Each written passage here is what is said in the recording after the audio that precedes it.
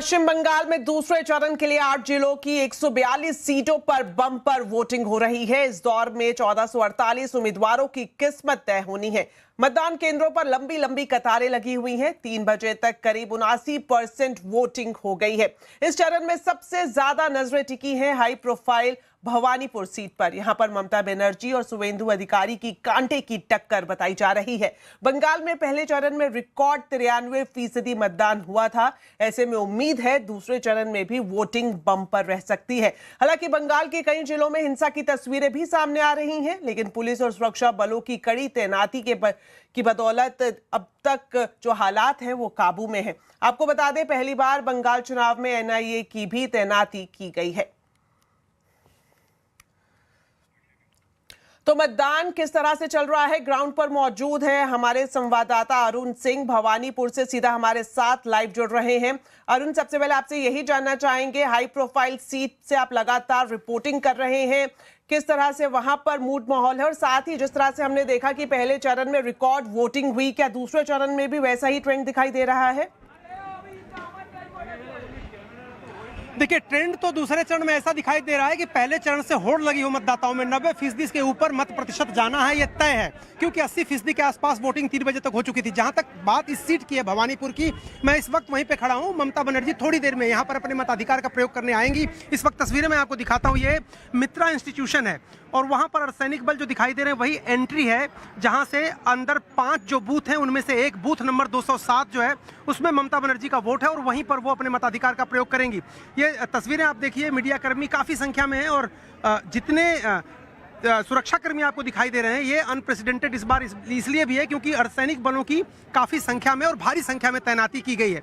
जहां तक भवानीपुर की बात है, एक बात स्पष्ट रूप से, कई बार बीजेपी ये दावा कर रही है कि ममता बनर्जी को चारों तरफ से घेर लिया है और ममता बनर्जी दावा कर रहे हैं कि वो उनके घर की सीट है, उसको कतई किसी कीमत पर नहीं छोड़ेंगी, जीत के रहेंगी। बड़ी बात यह है कि इस सीट से भवानीपुर जो है वो दक्षिण लोकसभा की सीट में पड़ता है, कोलकाता दक्षिण में। 1991 में पहली बार ये सीट जीती थी ममता बनर्जी ने, जब कांग्रेस में थी वो। 1996, 98, 99, 2004, 9 लगातार लोकसभा चुनाव यहां से जीती रही और अच्छी खासी मार्जिन से। हाँ, इतना जरूर है कि पिछला जो लोकसभा चुनाव हुआ था 2024 का, उसमें इस सीट से भवानीपुर से जो तृणमूल कांग्रेस का उम्मीदवार लोकसभा जीता वो सिर्फ 8000 की लीड ले पाया, जबकि 2021 में ममता बनर्जी जब उपचुनाव जीती थी तो 58,000 की लीड थी। एसआईआर की प्रक्रिया के तहत बहुत सारे नाम काटे गए हैं। बीजेपी ये दावा कर रही है कि वो ममता बनर्जी के जो बोगस वोटर थे उनके नाम काटे गए हैं। कोशिश भारतीय जनता पार्टी की ये है, क्योंकि पिछले चुनाव में जो ट्रेंड देखने को मिला था, यहाँ कुल 8 वार्ड हैं जिनमें से 5 पर भारतीय जनता पार्टी आगे थी और 3 पर तृणमूल कांग्रेस लीड कर रही थी। तो इन सब समीकरणों को साधते हुए बीजेपी को ऐसा लगता है कि उन्होंने ममता बनर्जी को घेर लिया है। ममता बनर्जी कह रहे हैं कि ये उनका घर है, मां माटी और मानुष का जो नारा दिया यहीं से दिया उन्होंने, और ये सीट उनके परिवार और घर के वोटरों की सीट है। बीजेपी कुछ भी कर ले वो यहाँ से जीतने जा रही है और लगातार चौथी बार मुख्यमंत्री बनने की जो रणनीति है तृणमूल कांग्रेस की, उसके लिए ये सेंटर पॉइंट है ममता बनर्जी को, क्योंकि एक बार वो धोखा खा चुकी हैं। नंदीग्राम जब हो गई थी, शुवेंदु अधिकारी ने लगभग 2000 वोटों से उनको हरा दिया था और वो शुवेंदु अधिकारी एक बार फिर यहां पर पहुंच गए हैं। तो ममता के लिए मुश्किल जरूर है, लेकिन तृणमूल कांग्रेस का दावा है कि पहले की तरह ही वो यहां से जीतती रहेंगी। चलिए, बहुत बहुत शुक्रिया अरुण, आपसे आगे भी हम अपडेट लेते रहेंगे। तो कांटे की टक्कर जिस तरह से अरुण बता रहे थे भवानीपुर सीट पर देखने को मिल रही है और अब से कुछ ही देर बाद ममता बनर्जी वहां पर पहुंचेंगी अपना मताधिकार का इस्तेमाल करने के लिए। इस बीच आपको बता दें, ममता बनर्जी ने चुनाव आयोग पर गंभीर आरोप लगाए हैं। उन्होंने कहा कि बीजेपी बाहर से पर्यवेक्षक लेकर आई है और बाहरी लोग अपनी मनमानी कर रहे हैं, लोगों को वोट डालने से रोका जा रहा है।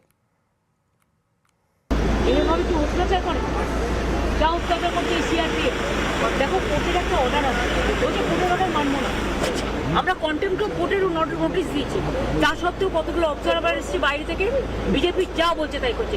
তুমি চক্রবেড়ি গিয়ে দেখেছো, আমাদের সব পোস্টার খুলে দিয়েছে। সব এইভাবে ভোট হয়, ভোট তো মানুষ দেবে, পুলিশ দেবে না, সিকিউরিটিও দেবে না। আর কয়েকজনকে নতুন নিয়ে এসছে, তারা যা ইচ্ছে করে যাচ্ছে, টেররিজম করছে এলাকায়, এরপরে তো চলে যাবে। पश्चिम बंगाल में वोटिंग के दूसरे चरण के दौरान आम और खास अपने मताधिकार का इस्तेमाल करते हुए नजर आए। टीएमसी नेता अभिषेक बनर्जी, महुआ मोइत्रा, सौरभ गांगुली, मिथुन चक्रवर्ती समेत वीआईपी वोटर्स ने अपना वोट डाला और खास बात ये देखने को मिली कि ये सभी जो वीआईपी वोटर्स दिखे वो लाइन में लगकर अपनी जो कहते हैं वोट डालने की बारी का इंतजार करते हुए नजर आए। इस वक्त आप देख सकते हैं उन सभी की तस्वीरें अपनी टीवी स्क्रीन पर। तो बंगाल में दूसरे फेज की वोटिंग के दौरान छिटपुट हिंसा और ईवीएम में गड़बड़ी के आरोप भी लगाए गए। भवानीपुर बूथ में बीजेपी प्रत्याशी सुवेंदु अधिकारी पहुंचे तो उन्हें टीएमसी के कार्यकर्ताओं ने घेर लिया। सुवेंदु अधिकारी ने इसकी शिकायत चुनाव आयोग से भी की है। इसके अलावा हावड़ा, हुगली, नादिया, पनिहाटी, फाल्टा, उत्तर 24 परगना के बारानगर और पूर्व बर्धमान के गलसी में बीजेपी और टीएमसी कार्यकर्ताओं के बीच छिटपुट झड़प की भी खबरें आई हैं। चलिए बढ़ते हैं आगे और बात करते हैं प्रधानमंत्री नरेंद्र मोदी के वाराणसी दौरे की। और प्रधानमंत्री नरेंद्र मोदी ने उत्तर प्रदेश के हरदोई में बंगाल चुनाव को लेकर बड़ा बयान दिया है। उन्होंने कहा कि बंगाल में भयमुक्त और भारी मतदान हो रहा है। पिछले 6 से 7 दशकों से कल्पना से परे था। बंगाल में इस समय दूसरे चरण का मतदान हो रहा है और जो खबरें आ रही हैं उनसे पता चलता है कि बंगाल में भारी मतदान हो रहा है। पहले चरण की तरह ही जनता वोट देने के लिए बड़ी संख्या में घरों से निकल रही है। पिछले 6-7 दशक में जो नहीं हुआ, जिसकी कल्पना भी मुश्किल थी, वैसे निर्भीक वातावरण में बंगाल में इस बार वोटिंग हो रहा है। तो 5 राज्यों में किसकी बनेगी सरकार? बंगाल में बीजेपी मारेगी बाजी या ममता रहेगी जारी? चुनाव नतीजों से पहले सीएनबीसी आवाज पर देखिए मेगा एग्जिट पोल शाम 6:57 से लगातार।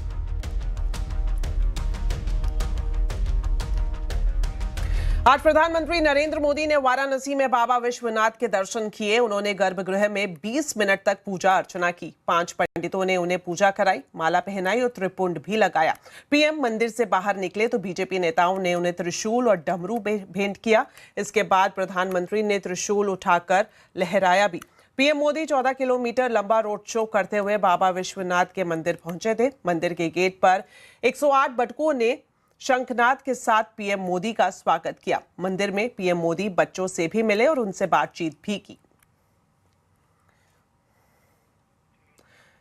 आपको बता दें आज उत्तर प्रदेश के लिए बेहद खास दिन है। प्रधानमंत्री नरेंद्र मोदी ने यूपी को 594 किलोमीटर लंबे गंगा एक्सप्रेसवे की सौगात दी है। हरदोई की धरती से पीएम मोदी ने मेरठ से प्रयागराज तक गंगा एक्सप्रेसवे का उद्घाटन किया। ये एक्सप्रेसवे न केवल यात्रा को आसान बनाएगा बल्कि रफ्तार भी बढ़ाते हुए जो फासला है उसे कम करेगा। उत्तर प्रदेश के 12 जिलों और सैकड़ों गांवों को सीधे जोड़ते हुए आर्थिक गतिविधियों को यह एक्सप्रेस हाईवे रफ्तार देगा। खास बात यह है कि इस एक्सप्रेस वे पर गाड़ियां ही नहीं बल्कि आपात स्थिति में लड़ाकू विमान भी उतर सकेंगे। ऐसे में ये प्रोजेक्ट सुरक्षा, सुविधा और तरक्की तीनों का संगम बनकर उत्तर प्रदेश की तस्वीर बदलने की क्षमता रखता है। गंगा एक्सप्रेस वे को 37,000 करोड़ रुपए की लागत से बनाया गया है। इस पर 120 किलोमीटर प्रति घंटे की रफ्तार से गाड़ियां दौड़ सकेंगी और 12 से 13 घंटे का सफर सिर्फ 6 से 7 घंटे में पूरा हो पाएगा। मुझे खुशी है कि यूपी सरकार ने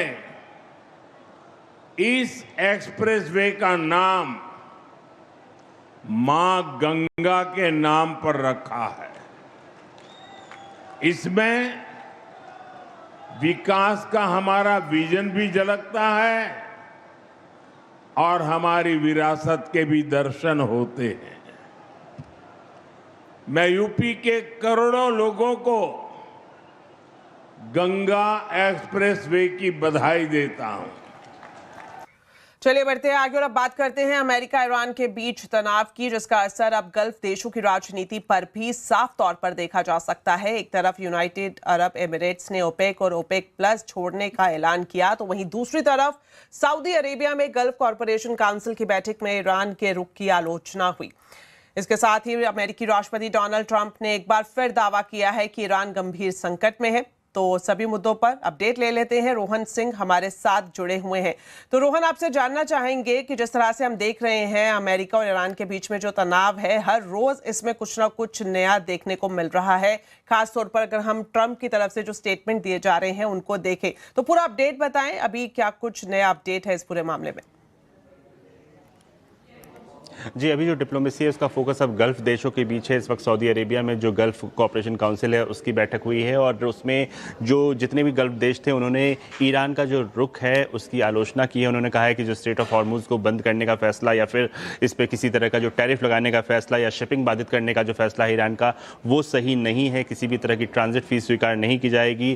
फ्रीडम ऑफ नेविगेशन होना चाहिए। साथ ही इस पूरे रूट में जो व्यापार हो रहा है उसको किसी तरह से प्रभावित करने की कोशिश नहीं होनी चाहिए। साथ ही जो क्षेत्रीय सुरक्षा के लिए तमाम जो गल्फ देश हैं उन्होंने एक दूसरे के साथ और कोऑपरेशन बढ़ाने की बात कही। वहीं दूसरी तरफ अगर हम यूएई की बात करें तो कल ही उसने घोषणा की थी कि ओपेक और ओपेक प्लस का जो उनका संगठन है उससे वो बाहर हो रहे हैं और उसके पीछे उन्होंने जो कारण बताया था कि ये उनके राष्ट्रीय हित के लिए है। इसी बीच ईरान ने जो स्टेटमेंट दिया है, ईरान का कहना है कि अभी युद्ध खत्म नहीं हुआ है। उसने जो नए मिलिट्री टारगेट्स हैं वो आइडेंटिफाई किए हैं। साथ ही जो अमेरिका की तरफ से जो ईरानी जो जहाज को जब्त किया गया तो उसको ईरान ने जो है पायरेसी करार दिया है यूएन में जाके।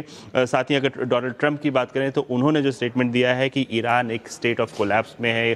ट्रंप का कहना है कि एक तरह का प्रेशर बढ़ता जा रहा है ईरानी नेताओं के बीच में और आर्थिक दबाव इस वक्त जो है ईरान काफ़ी ज़्यादा झेल रहा है। ऑलराइट, तो रोहन आप हमारे साथ बने रहें, आपके पास वापस लौटेंगे दूसरी खबर के लिए।